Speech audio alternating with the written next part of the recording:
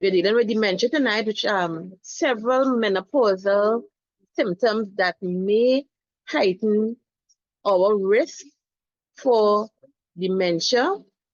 And so we want to discover how hormonal changes can affect our cognitive health, our brain health, right? So it is called sometimes the forgotten connection, dementia. And I went to look for a very simplified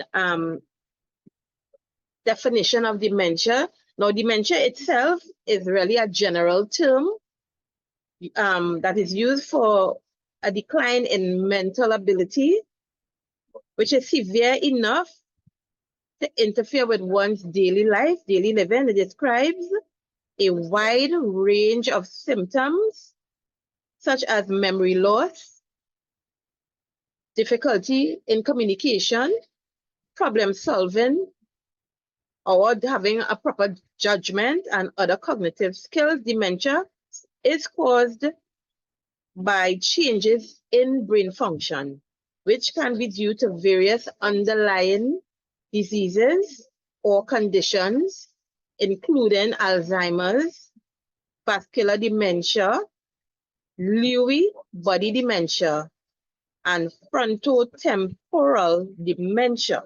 Now, symptoms may include memory loss, communication difficulties, disorientation, mood changes, personality changes, and difficult performing one's daily tasks.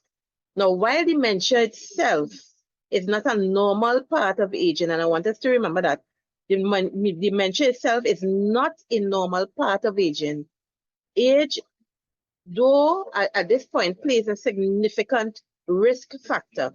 So early diagnosis can support and help manage symptoms and improve the quality of life for individuals with dementia and caregivers and their caregivers. So that was the definition that I pulled up.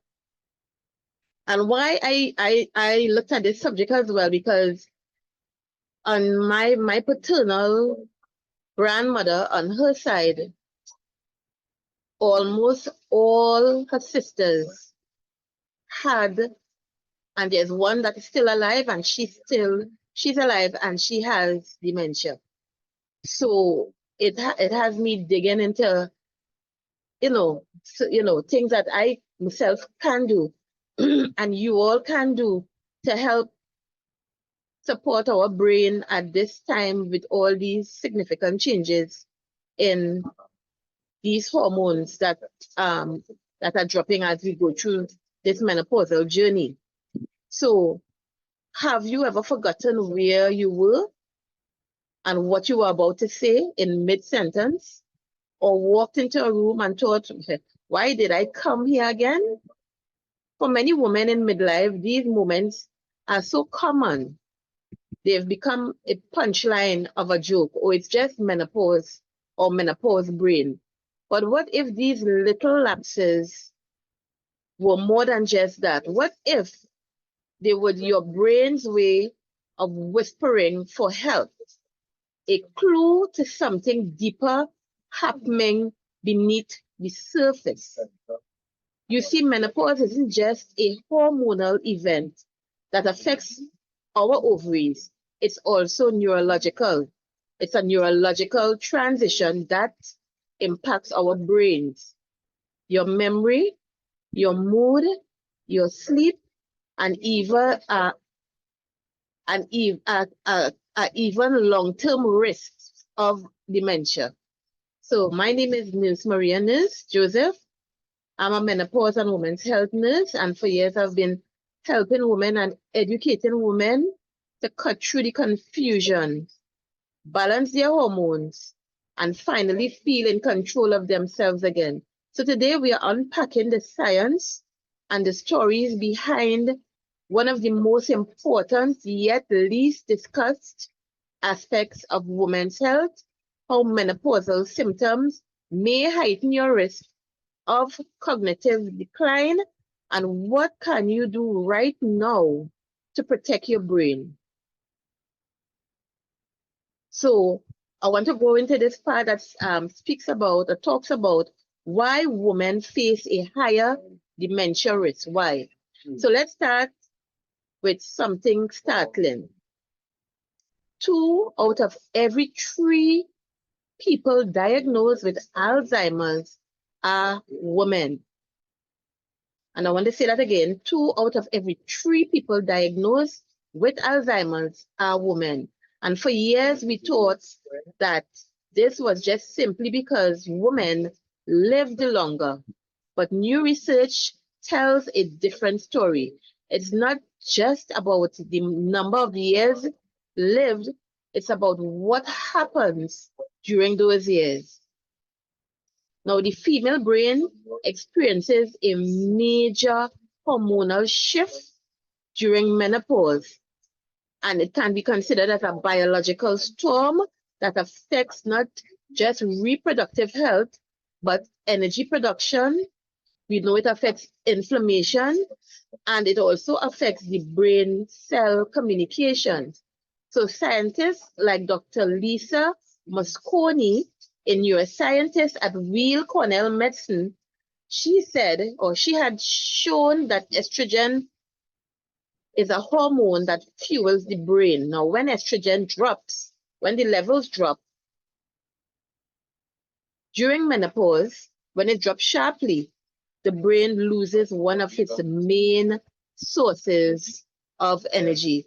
And this can lead to what she calls a brain energy crisis. So, women in midlife often describe it perfectly. I feel foggy, I feel scattered, and I don't feel like myself. And that's not your imagination. It is the metabolism. So brain scans show that women going through early menopause have up to 30% less glucose metabolism. And glucose is key in terms of memory. So that's a biological slowdown, and that can increase long-term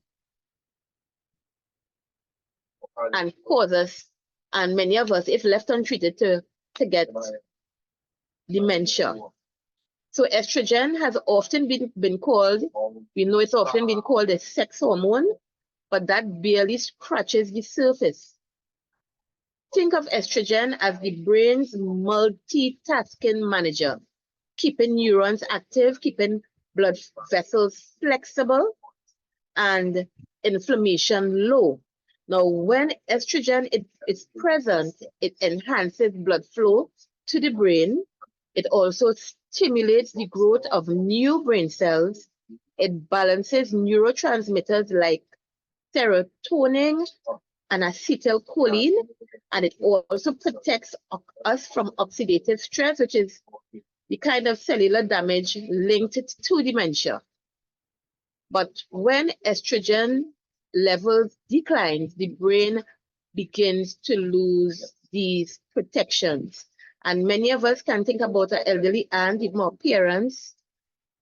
And when you think about them, how they were when they were younger to how they are now as they're going through age, you can see a shift that has taken place. They become slower mentally. And we ourselves, many of us are starting to feel the effects of the low estrogen as we are going through this transition ourselves. So imagine a city whose traffic lights all go out at once, and the signals stop coordinating, traffic plugs, and everything slows down. That's what happens inside the brain when hormone levels suddenly drop. And the effects can show up and slow us down as well in subtle ways, like difficulty when we have to concentrate, increase in anxiety. Some of us have sensitivity to noise. I know that I have been going through that for a while now. I'm very sensitive to loud noise, or even a sense that you've lost your edge. No, none of this means that dementia is inevitable, ladies, but it does mean that menopause is a neurological opportunity. It is a window to pay attention and take action. So menopause symptoms that signal that the brain is under stress. So let's look closely at the menopause symptoms most strongly linked to cognitive decline. Let's look at hot flashes and night sweats. There was a study that said that they are more than just a nuisance. Hot flashes can temporarily alter blood flow and oxygen delivery to the brain. A 2020 study found that women with frequent, intense hot flashes showed more changes in the white matter of the brain. That's the brain's communication network than those with milder symptoms. So frequent night sweats can also disturb sleep, which also tends to reduce your brain's ability to clean out the toxins in the brain, like the beta amyloid, and that which is the same protein that builds up in Alzheimer's disease. Poor sleep. Sleep is not a luxury. It's your brain's maintenance cycle. So during sleep, the lymphatic system flushes waste products out of the brain.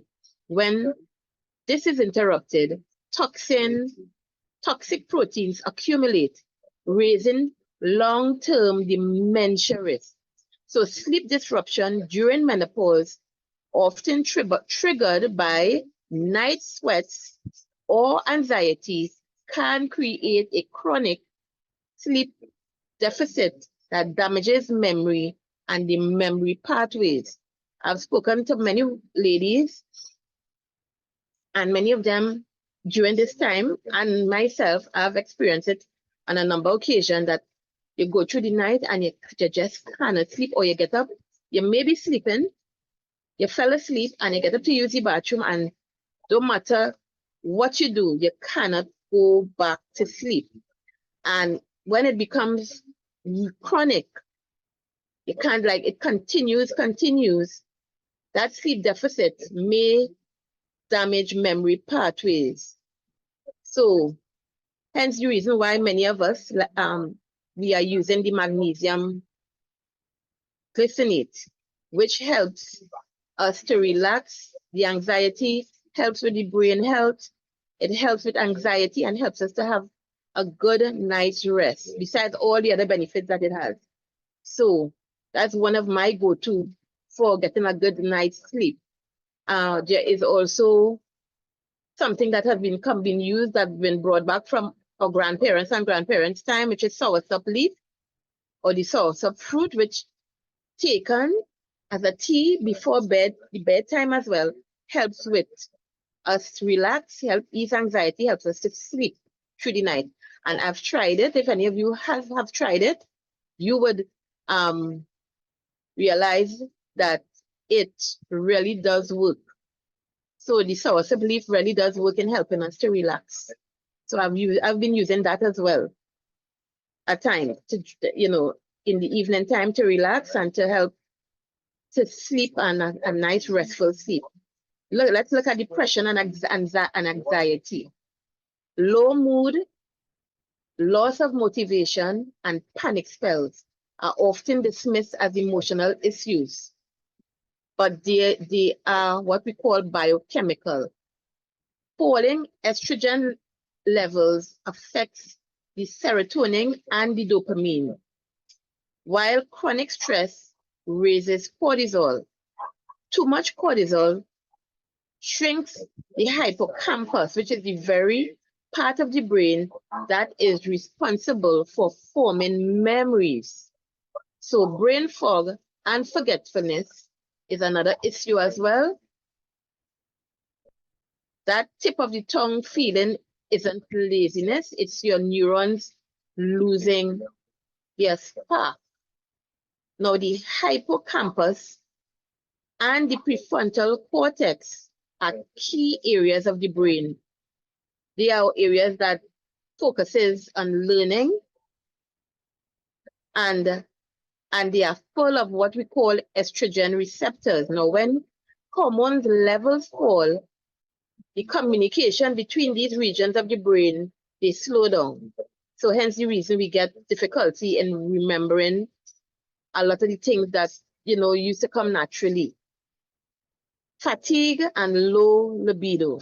Now, these are also signs of low oxygenation, hormonal imbalance, and reduced dopamine activity, all of which affect motivation, it affects our attention span, and it affects our mental sharpness. Now, every one of these symptoms is your brain's feedback system. It's a way of saying, I am working harder than usual, and that's not something to fear. It is something to listen to. So what does the evidence say? What does research say about dementia and the menopause? Over the last decade, dozens and dozens of studies have examined how menopause impacts our brain health. And here's what we know. Women who experience early menopause before the age 45 have a significantly higher risk of Alzheimer's and cognitive decline later in life.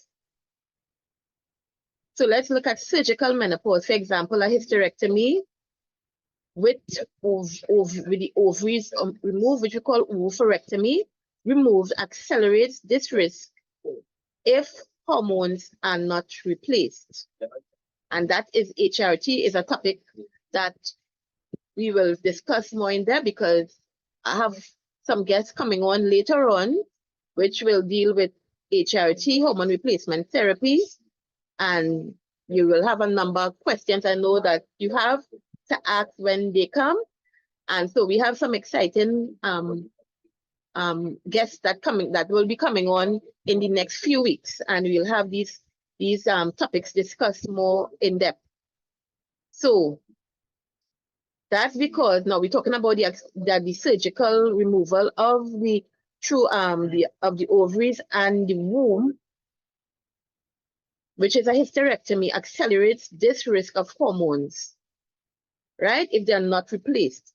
And that's because the sudden loss of estrogen deprives the brain of this protection. But this is crucial. Here, starting hormone therapy within 10 years of menopause appears to reduce the risk of dementia by supporting the brain's metabolism and biochemistry. So this is called the critical window hypothesis. In short, timing matters. When hormone replacement therapy is too late, let's say about 50 to 20 years after menopause, the brain may already have structural changes that make it harder to help. But for many women, starting early under medical guidance can be protective. Now, ladies, this does not mean everyone should be on hormone replacement therapy. And I want to make that clear. It means, however, women deserve accurate information and individualized care. Remember, menopause doesn't affect each woman or all women the same way. It means women need to be seen in their particular situation and their particular symptoms and as an individual. Now, because when it comes to brain health, ignorance is not bliss, it's risk. So And yet globally, fewer than 20% of eligible women ever receive hormone replacement therapy, often because of outdated fears or misinformation. And that's why conversations like this is so important. So what you can do to protect your brain from dementia. So here's the part that gives us hope. Your brain is very adaptable. Even after years of hormonal changes, it can rebuild, it can rewire, and it can recover. So let's talk about 5 evidence-based strategies you can start doing from today, from right now, to protect your brain health, to protect your cognitive health. Prioritize deep restorative sleep. How many of us have, and I want us to be honest, how many of us here have, till you can put up your hand, still have problems going to sleep? Or if you go to sleep, you're not sleeping long enough, you may sleep about, let me say, 4 to 5 hours straight, like me. Or you may have, you might go to sleep and sleep a few hours and get back up and cannot go back to sleep. Right? Right, Nicole said she goes through that. I go through that as well. Anybody else has problems sleeping, or everybody else is their sleep has patterns has been better than it used to be? Yeah, Nicole said she as well, right? Michelle, sometimes. Anybody else? So we know that sleep here is important, ladies. And a good night's sleep, a good night rest. So actually, we should aim to get for at least 7 to 9 hours sleep every night. That sounds like a lot, right? So Camille said sometimes as well. So what do we do to make sleep? Queen said sometimes as well.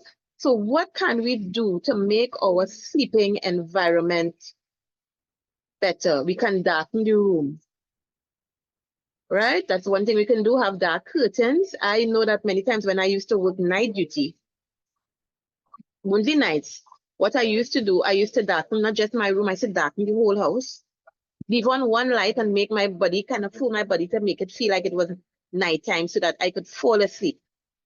So I know darkening the room can help as well. And create a cool environment, wear cool clothes, have your fan on or your air conditioner at a cool temperature. It helps to enhance sleep.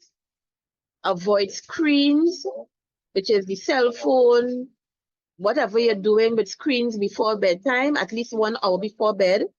Now, if hot flashes wake you up, use something cool, like a wetter rag, wetter cooling pad, or something with moisture to help you to relax, to go back to sleep. Sleep is the most powerful cognitive enhancer known to science, and it's free. Many times when we don't sleep well, we are very, very moody. I get very moody. I get very you can't concentrate on what you're doing, right? So sleep here is very important when it comes to cognitive health, a good night's sleep. So what about moving our bodies daily? We cannot underestimate how important it is for us to exercise. Exercise has such vast pluses towards our health, and cognitive health is one of that. Now, exercise increases blood flow and oxygen to the brain, which is very highly needed at this time. It triggers the growth factors like the BDNF, which is brain-derived neurotropic factor. And what it does as well, it lowers cortisol, which we know when cortisol is high, it enhances inflammation, and that is not good for our system. So what are some of the things we can do? You can choose an activity that you like. If you like walking, if you like swimming, if you like dancing, if you like boxing like me, boxing a bag, boxing out your stress, if you like yoga, anything that gets you moving counts. Studies show that women who exercise regularly can cut dementia risks by up to 30%. And you know, for many of us, when you say the word exercise, you make a big sigh because it takes a lot of energy from us. It takes a change of lifestyle. And, you know, it's something that, people find you have to be committed to. But it is one of the ways we can protect our brains by being active more regularly. And exercise is one of the means by which we can do that. Adopt a Mediterranean or anti-inflammatory diet, and we spoke about that. For those of you who have been here for a while, remember when we did the topic, Mediterranean diet or anti-inflammatory diet. Having a diet that is with healthy fats, olive oil, avocado, nuts, omega-3, salmon, sardines, flaxseed, polyphenols like berries, green tea, dark chocolate, all of this. These foods, what they do, they reduce inflammation and helps to fuel the brain with a steady form of energy, which is so needed at this time. Sugar, processed food, and trans fats that we get from seed oils do the opposite, and they inflame our whole system, and they drain the brain, they drain the energy from the brain. And hence, if that continues, it can lead to dementia eventually if left unmanaged. What about managing stress? We know that we cannot get away from stress. Stress is something that we have to deal with on a daily basis, but it is something that we need to keep under control, because with stress, when it's left untreated, we can get into very bad mental state. You could get depressed, you could get very anxious, you could get very angry, and you may want to do a lot of things, self-damaging things to you. You might, a lot of things that can damage you physically as well. So it is important that we manage stress and support mental calm. And if that calm means staying away from, sometimes it's people, could be sometimes people at work, it could be a family member, family members that stress us out. It could be, different situations. What can we do to help to manage stress? One of the things I do is deep breathing exercises. I find that so helpful. And another thing that I have adopted is stretching. I go online and go on short bursts of stretching videos, and I do some very mild stretching, like 10 minutes at a time. And ladies, it works. You don't want to bend up your body like you're a gymnast, but there are very mild exercise stretching programs, 5 minutes, 10 minutes. You can start with those, and it will help to help distress the body. So breath work, meditation, walking, and taking in nature, just taking a walk outside, excuse me, and taking in nature can lower cortisol and restore the hippocampus or hippocampal volume in the brain. Even 5 minutes, just as I was saying earlier on, even just 5 minutes of deep breathing can lower the stress hormone. Have you ever gotten angry and somebody tell you just take it light, relax? I had a patient like that today, and we had a procedure to do, and she was so stressed out. I stopped. I told her, take some deep breaths. Take some deep breaths. I want you to forget about what is what we are doing, even visualizing yourself in some other place. That too can ease the mind. So you might be going through something stressful. What I do, I visualize that I'm on some cruise ship and drinking something very nice and tasty, or eating some tasty food, getting some fresh air and some nice sun, and taking my mind away from that situation. That is another way I deal with stress. Right? So even 5 minutes of deep breathing, as I was saying, lowers our stress hormone.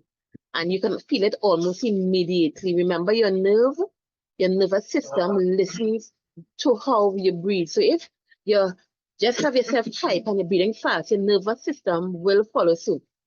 So if you slow down your breaths and you tell your brain, everything is all right, you are safe, your brain will calm down. And hence, your whole system will eventually calm down. So deep breathing really does help. What about balancing your hormones? Now, if you are struggling with severe symptoms, talk with a menopause trained clinician, your doctor, who can give you various advice that is individual to your specific needs, like hormonal therapy, which can restore balance and prevent long-term neurological stress. This is not about chasing youth. It's about protecting that function of your brain and your quality of life. And remember, it's never ever too late to start caring for your brain. But the hopeful science, there is hope, which we call the hopeful science again of neuroplasticity. And here's the beautiful truth, ladies.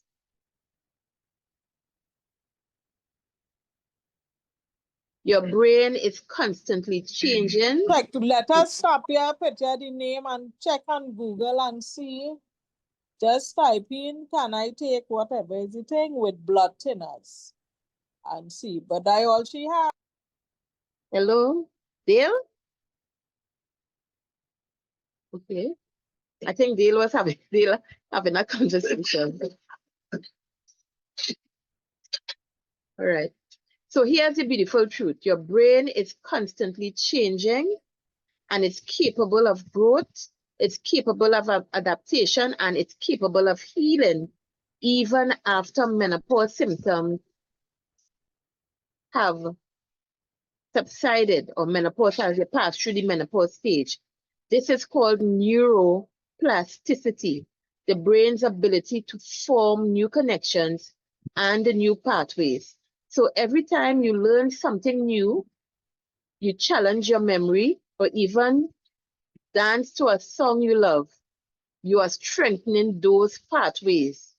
Menopause may close one hormonal chapter, but it opens another, which is one of wisdom, of clarity, and one of resilience. So don't think of this as decline. Think of it as recalibrating our sense self, our brain. Your brain is actually rewiring or rewriting itself, and you can guide your brain in this process. How can we do that? By empowerment, by reflection, and calling ourselves to be active in our brain health management. So if there's one takeaway from today's talk, from today's session, it's this: menopause is not just about the end of fertility, it's about beginning of awareness. The symptoms you feel, the hot flashes, the fog, the fatigue, they are not just annoyances, they are data points, messages from your body asking you for care, asking you for help. Now, protecting our brains now isn't just about preventing dementia. It's about preserving your creativity. It's about preserving your confidence, your memory, and everything that makes you, you. So here's your challenge for this week. Start tracking your symptoms. Prioritize one area, whether it is sleep, if you're having sleep deprivation, whether you can beef up in nutrition, whether you can improve on movement, and whether you can adapt one thing that can help decrease your stress. And let us make together one small step at a time. One small step, one small consistent step to better balance. And if you found that this is helpful for you, or this episode helpful, you can share it with a friend or a sister or anyone you know who may be going through the same change. Because when women share knowledge, we change the narrative from silence suffering to empowerment and prevention. Our brain is extraordinary. Treat it like your most valuable asset, because it is. Until next time, my name is Miss Maria Joseph, and this has been the Healthy Reset, where menopause matters. Let us take care of our mind, let us take care of our body and our hormones. They are all part of our story, and it's all part of what makes us who we are as individuals.